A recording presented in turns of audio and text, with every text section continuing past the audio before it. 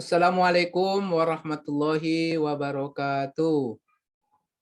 Waalaikumsalam Waalaikumsalam warahmatullahi wabarakatuh.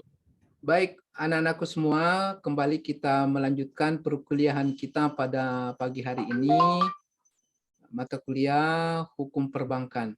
Baik, Bapak bagikan dulu share screen, Bapak ini PowerPoint-nya. PowerPoint materi kita kuliah hari ini.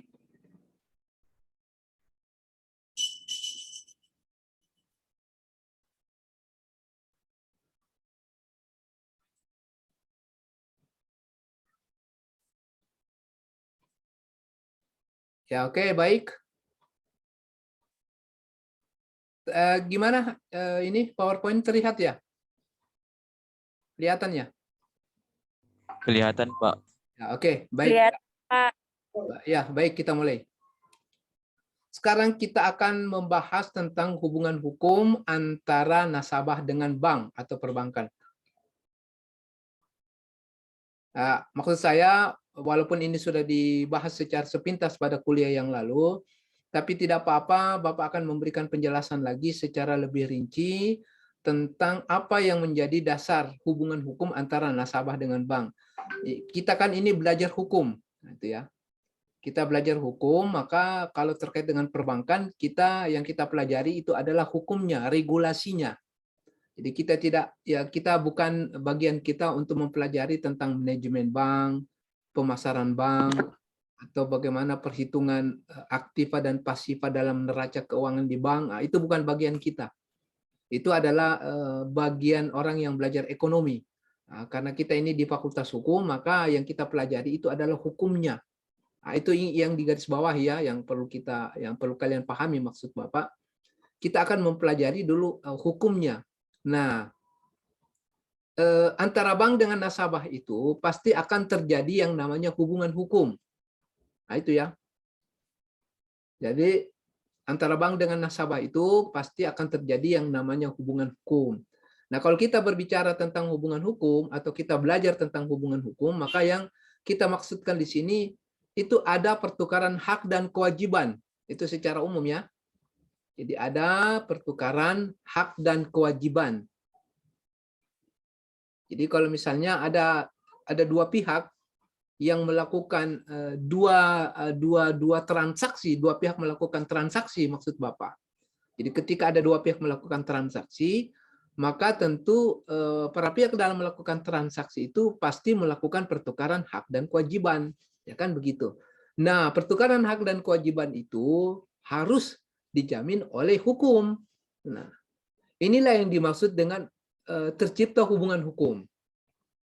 Nah, sehingga di sini kalau kita berbicara atau membahas atau mempelajari tentang hubungan hukum antara nasabah dengan bank, berarti yang akan kita bahas itu adalah pertukaran hak dan kewajiban antara bank dengan nasabah dalam transaksi keuangan. Ingat, dalam transaksi keuangan.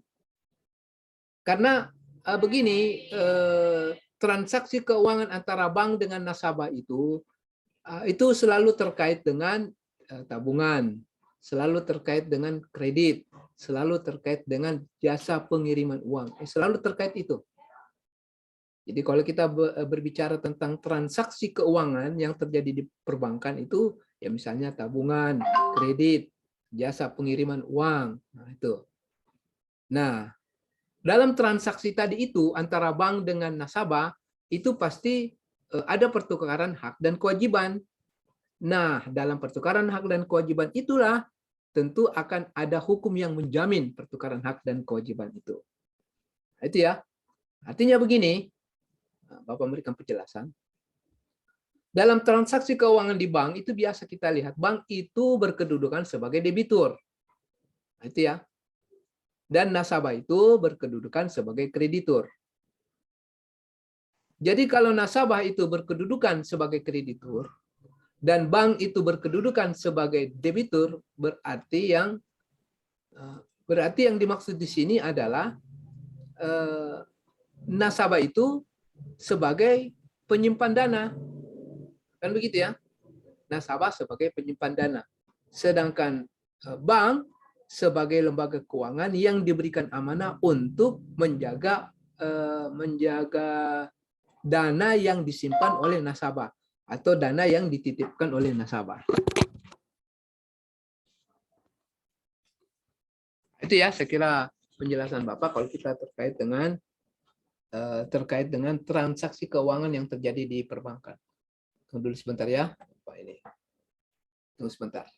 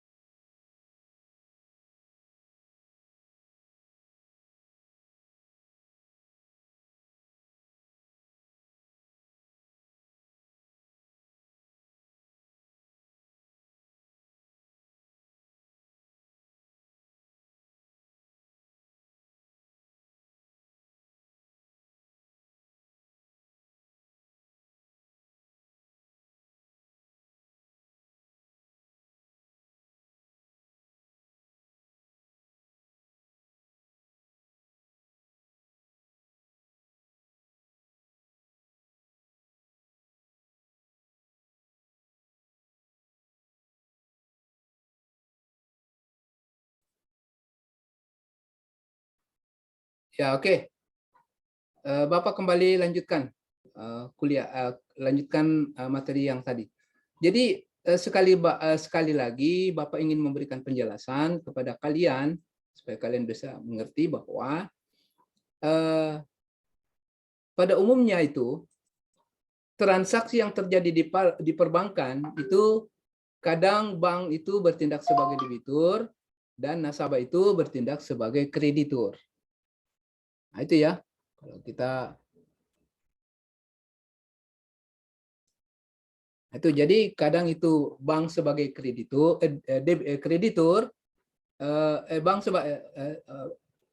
diulang, bank itu sebagai debitur dan nasabah sebagai kreditur. Kalau bank sebagai debitur berarti posisi bank itu sebagai lembaga keuangan yang menyimpan dana nasabah. Begitu maksudnya.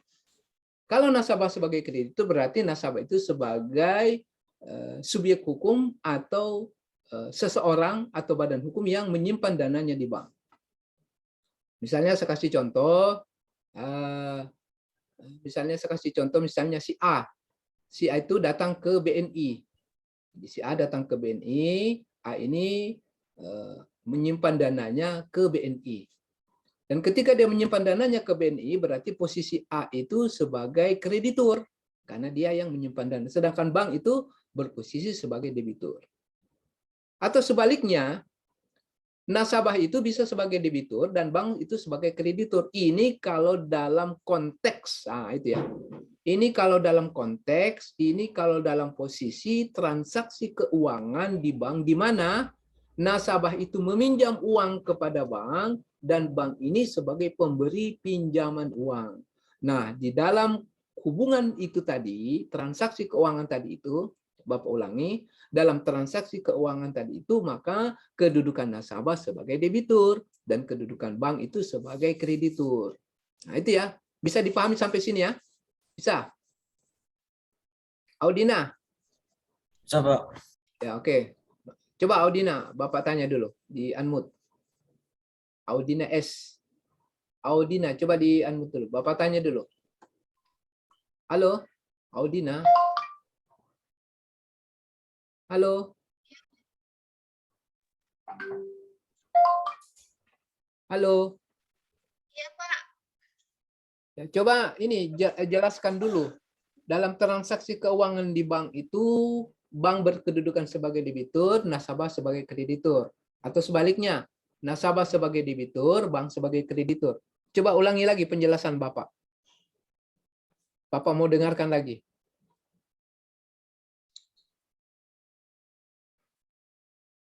Coba Audina. Halo. Iya, Pak. Coba ulangi penjelasan Bapak. Maaf, Pak. Saya baru masuk, Pak. Terlambat. Coba Elwin. Elwin di unmute. Ya, Pak. Coba ulangi penjelasan Bapak tadi. Baik, Pak. Ini yang kita jelaskan tadi antara transaksi keuangan antara bank dan nasabah, Pak. Di Ya. mana nasabah itu disebut sebagai debitur dan bank disebut sebagai debitur dan nasabah disebut kreditur apabila nasabah menyimpan uang itu dikatakan nasabah sebagai kreditur dan bank itu sebagai debitur. Dan di mana bank itu wajib untuk menjaga di mana yang nasabah untuk simpan uang, Pak. Dan nasabah sebagai debitur dan bank itu sebagai kreditur apabila nasabah meminjam uang, Pak, di bank itu bank sebagai kreditur, Pak. Iya, oke. Baik ya. Ya. Berarti sudah dimengerti semua ya? Oke, ini. Sampai sini sudah dimengerti. Baik, itu namanya transaksi keuangan yang terjadi di bank. Nah, itu tadi ya. Nah, sekarang Bapak jelaskan lagi. Dalam transaksi keuangan tadi itu harus diingat posisi bank. Ini dulu harus diingat sebelum nanti Bapak jelaskan ya. Harus diingat dulu posisi bank. Nah, lembaga perbankan di Indonesia itu ada dua.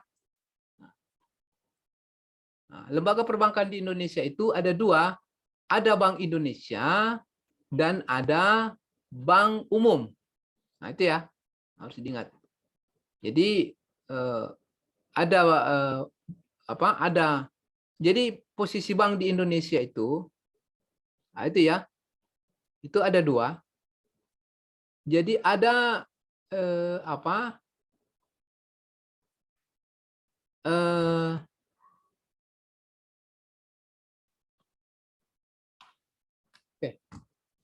jadi bank di Indonesia itu ada dua, ada Bank Indonesia dan ada bank umum. Kalau kita berbicara dulu lembaga keuangan.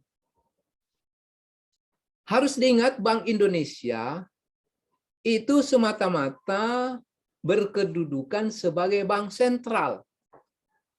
Itu diingat ya. Bank Indonesia itu kedudukannya semata-mata sebagai bank sentral. Disebut sebagai bank sentral karena Bank Indonesia ini tugasnya hanya mengatur moneter yang ada di Indonesia. Jadi dia bagaimana kondisi moneter yang ada di Indonesia. Kalau kita bicara moneter itu maksudnya kondisi kurs mata uang yang ada di Indonesia. Itu adalah tugasnya Bank Indonesia. Dan juga termasuk untuk mencetak dan menerbitkan mata uang. Nah, kalau kita berbicara untuk menerbitkan dan mencetak mata uang, maka itu disitulah kedudukan fungsi dari Bank Sentral, Bank Indonesia. Dialah yang punya kewenangan untuk mencetak mata uang kertas. Nah, Bank Indonesia sebagai bank sentral, Bapak jelaskan lagi, dia tugasnya adalah melakukan pengawasan terhadap semua manajemen bank umum yang ada di Indonesia. Jadi misalnya ada bank-bank ada di Indonesia ya, kalau kita lihat kan bank umum kan itu ya misalnya seperti bank umum itu bank BNI, BRI, BCA, Bank Mandiri dan seterusnya. Jadi baik bank swasta maupun bank pemerintah, maka semua kegiatan bank-bank tadi yang Bapak disebutkan itu diawasi oleh Bank Indonesia selaku bank sentral. Nah, dengan demikian di Bank Indonesia itu tidak ada aktivitas menabung dan meminjam uang, itu tidak ada. Nah, itu ya yang harus diingat. Jadi di Bank Indonesia itu tidak ada aktivitas menabung dan meminjam uang karena Bank Indonesia hanya berkedudukan sebagai bank sentral. Itu yang harus diingat ya. Itu patut dicatat. Nah, sementara yang melakukan transaksi keuangan yang Bapak jelaskan awal tadi, bank sebagai kreditur atau debitur atau sebaliknya, nasabah sebagai debitur atau kreditur, dalam transaksi keuangan ini dijalankan oleh bank umum. Nah, itu ya. Bisa dimengerti sampai sini ya? Yang menjalankan semua transaksi keuangan dalam perputaran mata uang, misalnya menabung, memberikan pinjaman uang, memfasilitasi jasa pengiriman uang, itu kan transaksi keuangan. Itu dijalankan oleh bank umum. Bank umum ini ada dua, nanti akan kita bahas ya. Bank umum ini ada dua, ada bank konvensional, ada bank syariah. Itu ya. Jadi bank umum ini ada dua, ada bank konvensional dan ada bank syariah. Oke, Bapak lanjut lagi. Nah, tadi transaksi keuangan yang tadi ini, yang Bapak jelaskan tadi ini, antara bank dengan nasabah, baik bank sebagai debitur maupun bank sebagai kreditur, atau sebaliknya nasabah sebagai kreditur, nasabah sebagai debitur. Nah, ini kan terjadi transaksi keuangan. Dalam transaksi keuangan ini terjadilah hubungan hukum. Ingat ya, terjadilah hubungan hukum. Dikatakan terjadi hubungan hukum karena itu akan terjadi pertukaran hak dan kewajiban antara bank dengan nasabah. Itu ya. Itu ya. Oke, tunggu dulu sebentar ya.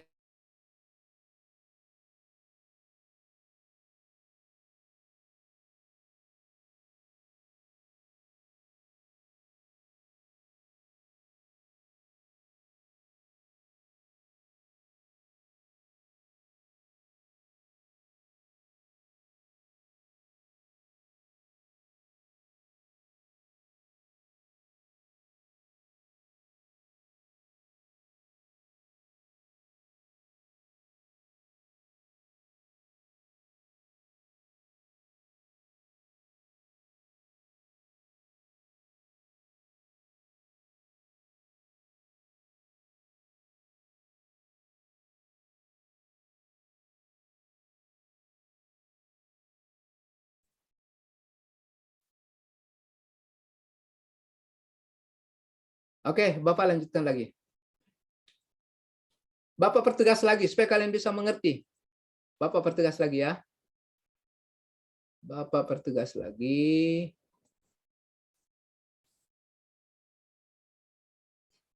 Ini gimana kelihatan ya? Terlihat? Ya, kelihatan, Pak. Nah, ini ya. Nah, tadi kan Bapak sudah jelaskan. Dalam transaksi keuangan itu ada hubungan hukum. Dalam transaksi keuangan itu pasti terjadi pertukaran hak dan kewajiban. Di dalam hubungan hukum tadi itu pasti terjadi yang namanya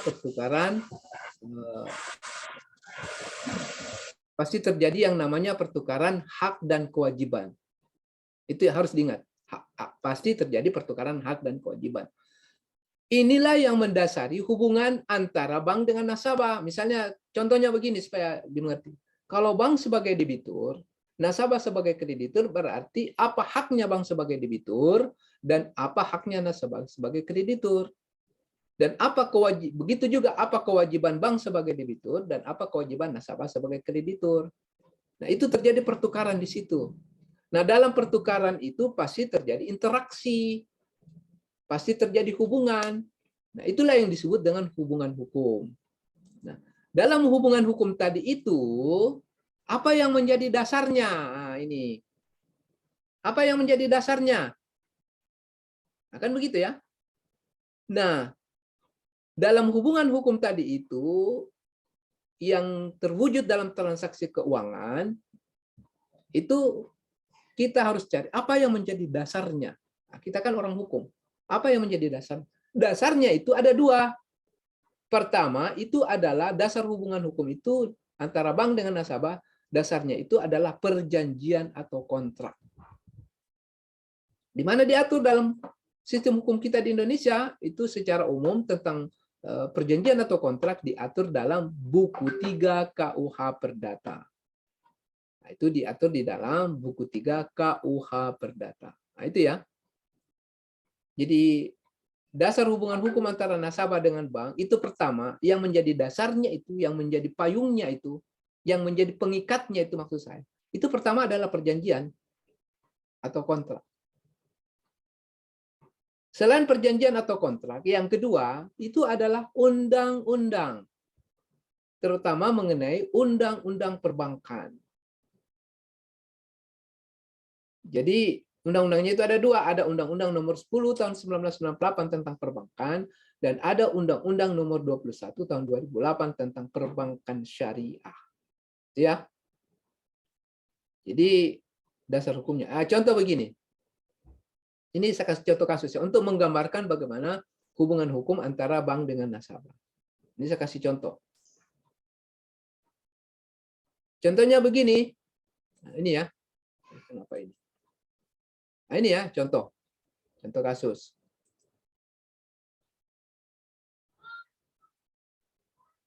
Ini kelihatannya, terlihat ya? Gimana kelihatan? Ya, kelihatan, Pak. Ya, kelihatan ya? Oke. Misalnya begini, A itu pergi menabung di BNI. Berarti telah terjadi transaksi keuangan. Karena A pergi menabung di BNI, kan begitu? Nah, karena A pergi menabung di BNI, berarti telah terjadi transaksi keuangan. Nah, ketika telah terjadi transaksi keuangan ini, berarti A itu memiliki hak sebagai nasabah. Dan BNI memiliki kewajiban sebagai bank yang menyimpan uang. Ini contohnya. Nah, itu contohnya ya. Nah, ini contohnya. Nah, ketika A pergi menabung, itu ya. Ketika A pergi menabung di BNI, nah, pastinya A itu menandatangani kontrak, menandatangani perjanjian. Itu kan pasti ya. Itu kan pasti. Jadi A ini sudah pasti dia menandatangani kontrak atau perjanjian dengan BNI. Ketika misalnya dia pergi menabung atau membuka rekening tabungan. Nah, itu kan pasti begitu ya. Nah, kontrak inilah yang menjadi dasar hukum mengikat antara nasabah dengan bank dalam hal transaksi keuangan tadi. Atau misalnya nasabah ini pergi ke BNI, dia mau pinjam uang, mau cari kredit, maka pasti dia harus menandatangani kontrak atau perjanjian. Kan begitu ya penjelasannya? Nah, itu ya. Nah, itu. Oke, sekarang coba naikkan kertasnya selembar, tulis nama dan kelasnya. Oke, coba naikkan kertasnya selembar. Bapak kasih tugas lagi, kasih tugas dulu.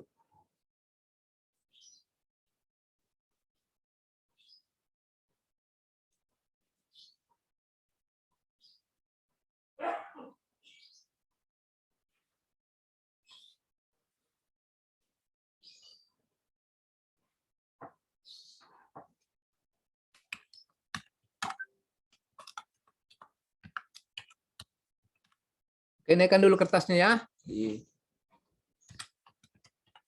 Sudah, Pak. Ya, oke, tulis nama. Oke, nomor 1, tulis nomor 1. Ditulis yang rapi ya, jangan ditulis asal-asalan, tulis yang rapi. Nomor 1.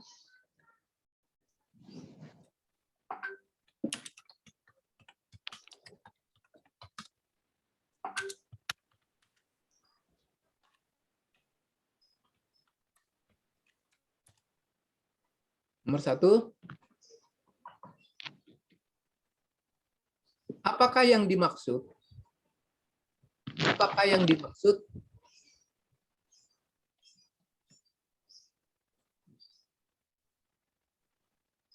Apakah yang dimaksud?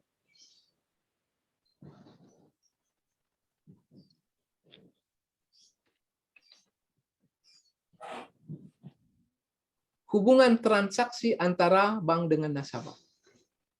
Nomor 1 ya. Apakah yang dimaksud hubungan transaksi antara bank dengan nasabah?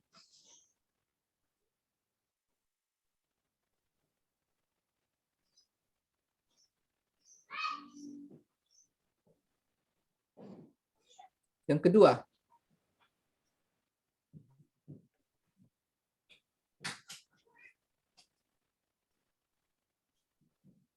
mengapa? Yang kedua ya, mengapa dalam transaksi tersebut dikatakan ada hubungan hukum?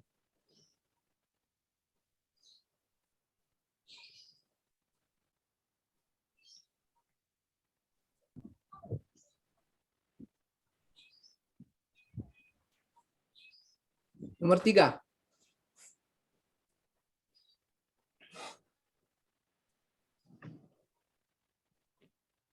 Apa bedanya Bank Indonesia dengan bank umum?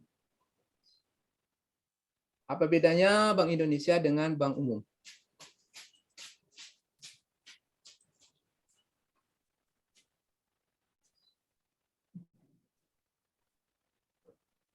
Oke, silakan dijawab sekarang. Saya kasih waktu 3 menit. Kita lanjut lagi kuliah kita. Saya kasih waktu 3 menit.